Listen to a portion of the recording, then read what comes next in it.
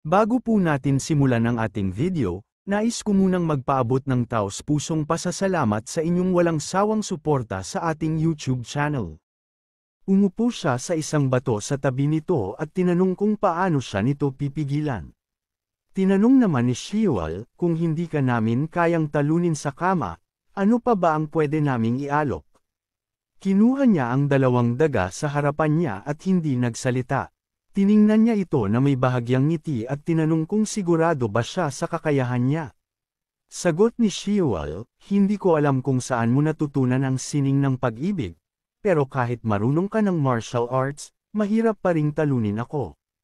Tinanong niya, paano kung ako ang umatake? Sagot ni Shiwal, pipigilan kita, pero mariin kong ipinapayo na huwag mong gawin. Tiningnan niya ang paligid ng silid at tinanong kung hindi ba't masyadong malaki ito para sa isang tao lang. Tiningnan siya ni Shiwal at tinanong, hindi ka ba nasisiyahan? Tumingin siya sa labas ng bintana at inisip, may 4 na oras pa bago matapos ang 2 araw, di ba? Humiga siya at sinabing hihintayin na lang niya. Pagkatapos ay ipinikit niya ang kanyang mga mata at nagpas siyang matulog muna. Sa parehong oras, sinabi ni Tishak na magbibilang siya hanggang 3 at papasok na sila. Nagulat si Yulek at tinanong kung ano bang sinasabi niya. Ipinapakasal mo ba siya sa akin? Hindi pa niya sinasabi iyon. Totoo, hindi normal ang babae, pero hindi naman siya masamang tao. Nagsimulang magbilang si Tishak at tinanong ang bloody gentleman kung masyado bang minamadali ang lahat. Ang kasal ay isang mahalagang pangyayari sa buhay. Hindi sapat na pumayag lang siya.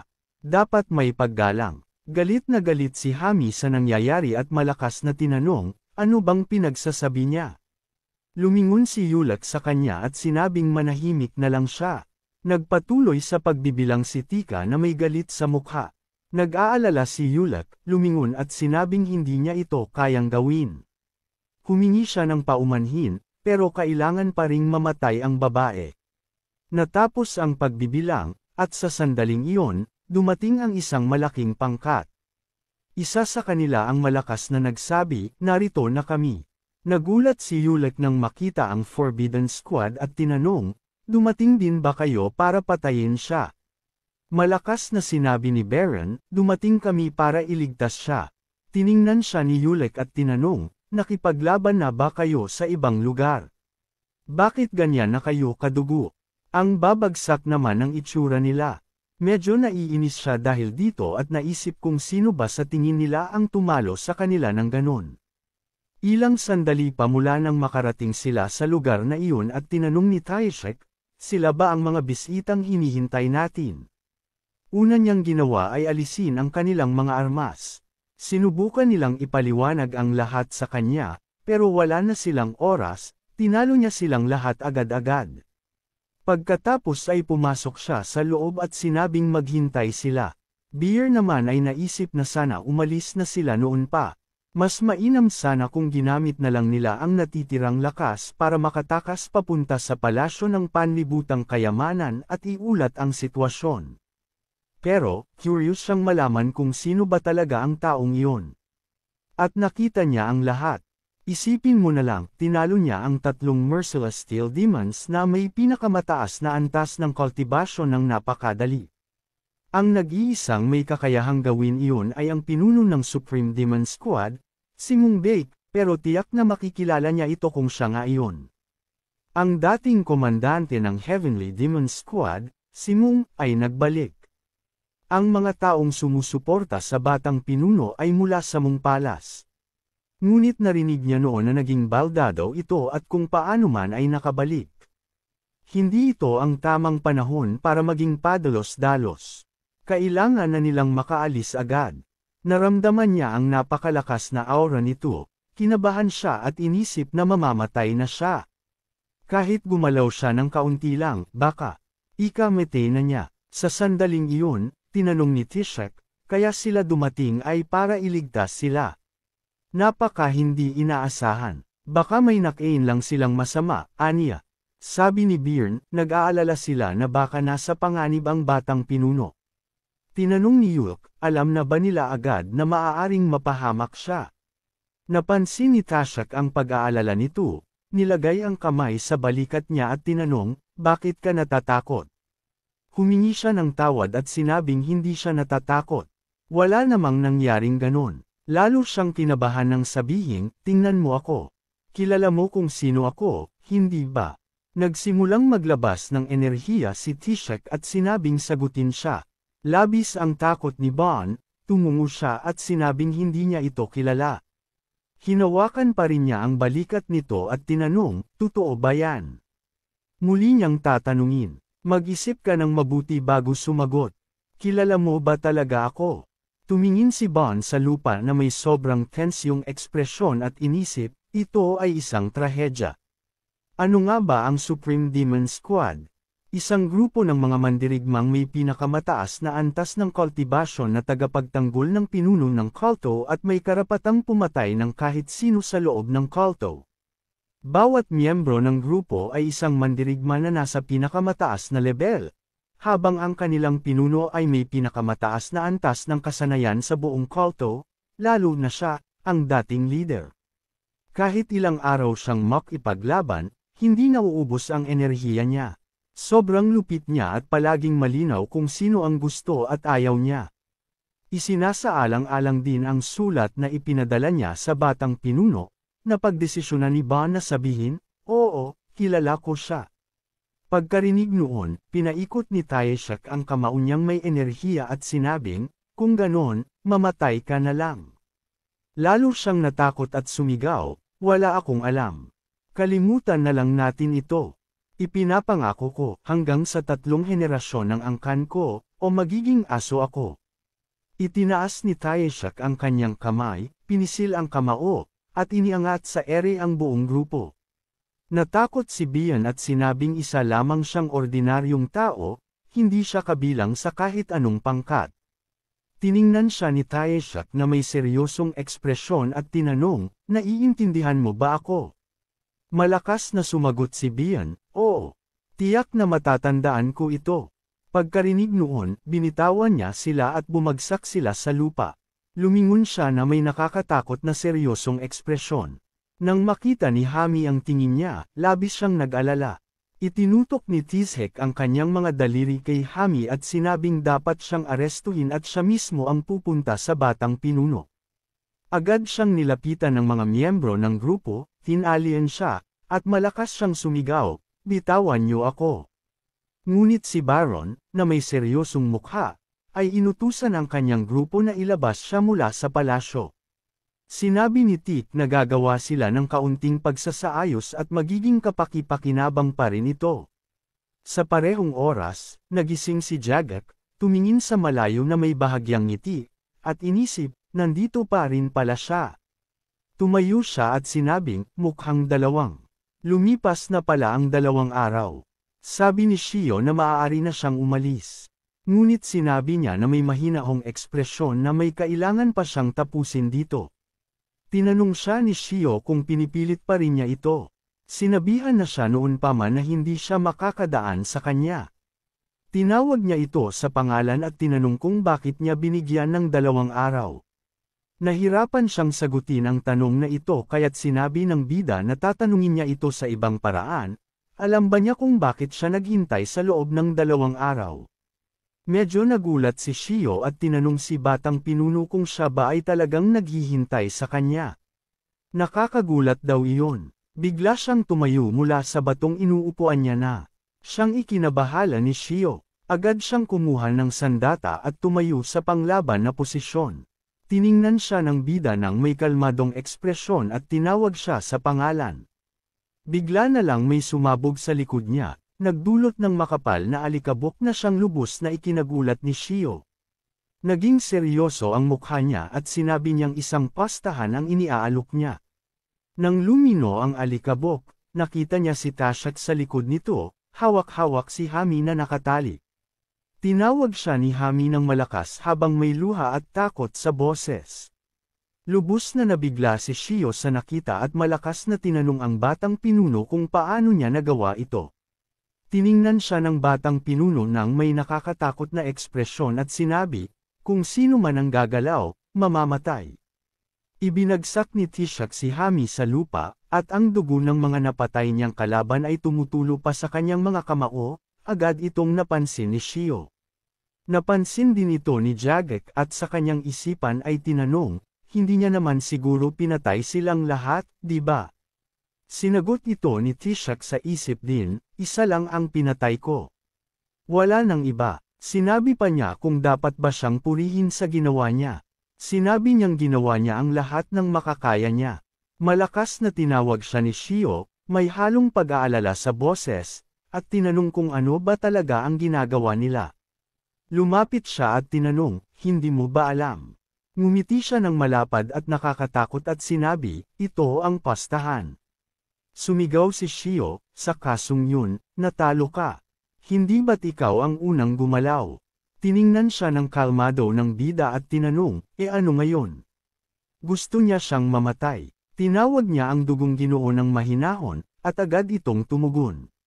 Sinabi nito na may 3 sa itaas ng kisame at 4 sa loob ng mga palumpong. Kung may gumalaw, huwag kang mag-atubiling kumilos. Gulat na gulat si Shival at inisip, paano niya nalaman ang lokasyon ng Floating Ghost Squad sa ika-10 palapag. Lumapit sa kanya ang bida at sinabi na hinintay niya ito ng 2 araw. Ginawa niya ang lahat ng ito para maintindihan nila kung sino talaga ang kanilang kinakalaban. Nagpasya si Shio na umatake, mabilis siyang tumakbo palapit at iwinasiwas ang kanyang mga daga. Nagsimulang maglabas ng enerhiya ang bida at sinabing, dapat mo itong makita at maramdaman. Pareho silang tumigil nang biglang bumaba ang hagdan sa likod niya na may malakas na tunog. Biglang nagsalita si Soso at sinabing mula ngayon, siya lang ang dapat kausapin. Agad tumigil ang bida sa pagpapalabas ng kanyang aura. Lumingon si Shio at malakas na sinabi sa ginang ng palasyo na hindi niya dapat payagan ito. Tinawag siya ni Soso sa pangalan at sinabing, pabayaan mo siyang makapasa. Kahit ayaw ni Shivolume, sumunod siya sa utos. Nakapasa ang bida. Pumunta siya sa ika-10 palapag kung saan naghihintay na si Soso. May maliit na ngiti siyang sinabi, di ba nangako ako na magkikita tayo ulit? Sumang-ayon si Soso at tinanong, ngunit mag-isa ka lang bang dumating? Sinabi niya na dumating siya sa tirahan ng pinuno ng palasyo. Bakit pa kailangang siksikan dito? Sabi ni Soso, mukhang ayos lang naman sa'yo kahit isara ko ang pinto. Pinayagan niya ito at agad nagsara ang mga hagdan sa pagitan ng mga palapag. Tiningnan siya ni Soso na may ngiti at sinabing inakala niyang palakad-lakad lang ito ng walang direksyon. Nag-alala ang bida sa sinabi nito at tinanong kung ganoon ba talaga siya dati. Inisip niyang ang paglalakbay papunta rito ay nagdulot ng maraming problema. Sinabi ni Soso na totoo nga, pero hindi niya inakalang pupunta ito na may kinikimkim na galit. May nag-utos ba sa kanya na wasakin ang palasyo ng pagtanggap ng ligaya? Umupo siya sa carpet at inisip niya na katulad din ng iniisip ni Soso sa iniisip ng pinuno ng palasyo ng makamundong yaman. Sinabi ni Soso na narinig niyang tinalo raw ng bida ang lahat ng tauhan ng palasyo. Hindi ito makakamit gamit lang ang sining ng pagtatalik. Marahil tinuruan siya ng pinuno ng kulto ng kakaibang teknik. Sinabi ng bida na ipagpatuloy niya ang kanyang sinasabi. Nais niyang malaman kung ang tinutukoy ba niya ay ang Supreme Demon. Paano siya nakarating sa ganong conclusion?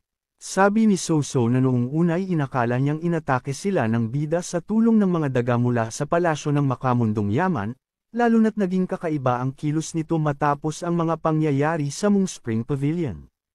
Pero mali pala siya, napatawa ang bida at tinanong kung sigurado na ba talaga siya doon. Ngumiti si Soso at sinabing kung ang palasyo ng makamundong yaman ay may mandirigmang ganoong kalakas, malamang ay patay na ang isa sa kanila. Naisip ni Jagat na napakatapat at matalino talaga ni Soso. Tinanong ni Soso kung alam ba ng bida kung ilang tao na sa Moon Cult ang umabot sa Supreme Demon Realm. Naisip ng bida na ang Supreme Demon Realm ay kapantay ng Supreme Realm of the Faithful.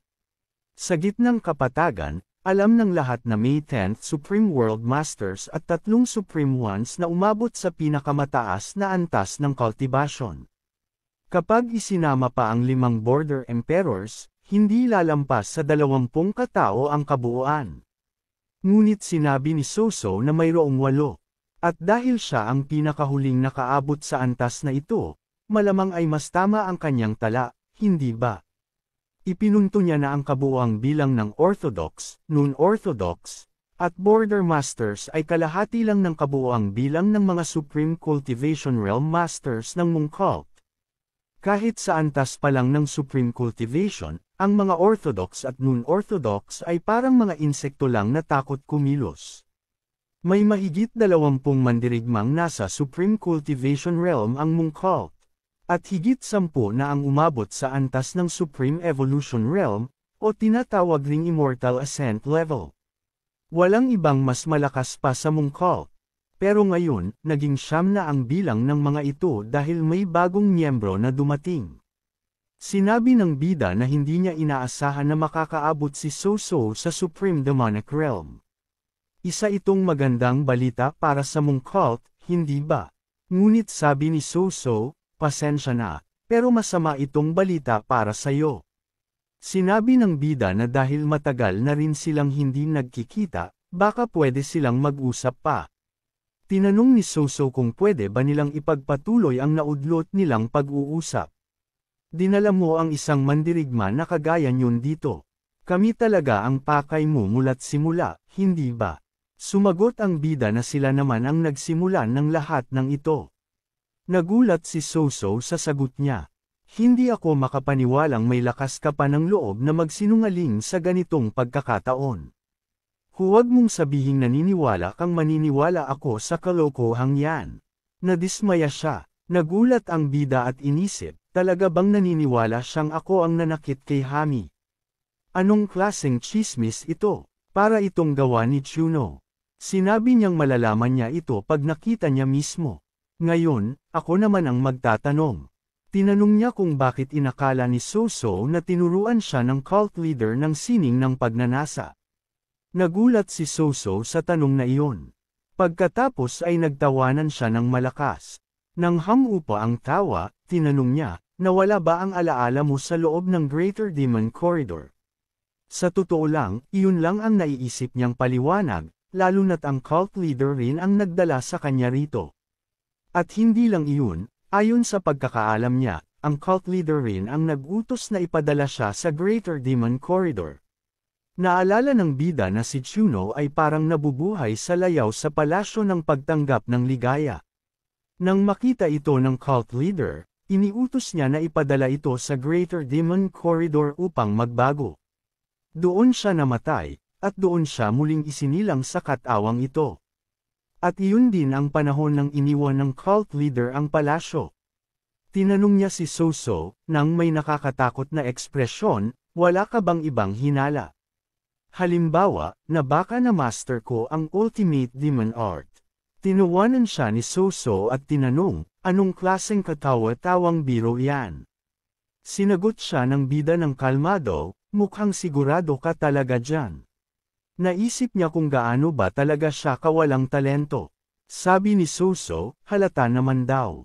Isa siyang walang pag-asang tagapagmana mula pa sa simula. Sinabi ng bida na talagang sinasabi niya ang kahit anong gusto niya. Sumagot si Soso na siya mismo ang nagsabi niyon dati. Tinanong niya kung bakit niya kailangan pang sabihin iyon. Tahimik siyang tinitigan ni Soso, at nagtataka ang bida kung bakit siya tinitingnan ng ganoon. Bakit kailangan pa niyang sabihing wala siyang pag-asa bilang tagapagmana? Huminga ng malalim si Soso at tinanong kung nawala nga ba ang alaala niya. Pero kahit ganoon, wala naman daw itong binago. Sabi ni Jagakak, tiyak na maraming bagay na ang nagbago sa paglipas ng panahon, at pati siya, pwedeng magbago. Tumalikod si Soso at sinabing may mga tao raw na hindi dapat magbago. Tinanong niya kung isa ba siya sa mga taong iyon. Tumingin si Soso sa kandilang nakasindi sa tabi niya at sinabing mahaba-habang kwento iyon. Marahil, dapat na silang magpalit ng paksa. Tinanong niya kung alam ba ng bida kung anong dalawang pagkakamali ang nagawa nito. Naglabas siya ng malamig na enerhiya patungo sa bida at sinabing ang unang pagkakamali ay ang pakikialam nito sa kanyang mga tauhan. Kung magpapabaya siya kahit minsan, baka maulit lang ang lahat. Kaya kailangan niya itong gantihan anuman ang maging kapalit. Ganito ang mundo na ginagalawan nila. At ito lang ang paraan para makaligtas ang isang babae sa loob ng Miem cult. Ang ikalawang pagkakamali ay ang pagpunta niya rito ng mag-isa. Sinabi naman daw niya na kukunin niya siya, hindi ba? Pero dapat lang niyang subukan kung kaya rin niyang mabuhay. Tahimik lang na nakaupo ang bida habang nababalot ang katawan niya ng yelo. Tinawag niya si Soso sa pangalan. Tiningnan siya ni Soso at sinabing hindi na niya kailangang subukang humingi ng awa. Pero humanga siya sa pagbabagong nangyari sa kanya. Gayunman, hindi siya kayang magpakita ng ganoon. Tinanong ng bida, ibig mo bang sabihin, lahat ng ito ay para lang sa kapakanan ng palasyo? Kaya pinatay mo ang bisita mo sa unang palapag dahil lang sa sinabi niya. Hayaan nang mamatay ang iba, ayos lang iyon, di ba? Sinabi ni Soso na isa iyong leksyon para sa iba. Ang mas malakas ang laging tama, iyon ang turo ng kanilang kulto, hindi ba?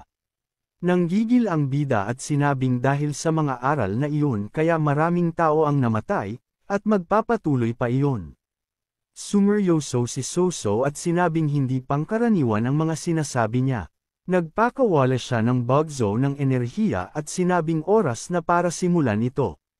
Dahil sa pag-ataking ito, nabalot ng kristal na yelo ang buong katawan ng bida sa isang iglap. Ngunit laking gulat niya nang mapansin niyang gumagalaw pa rin ang kamay nito.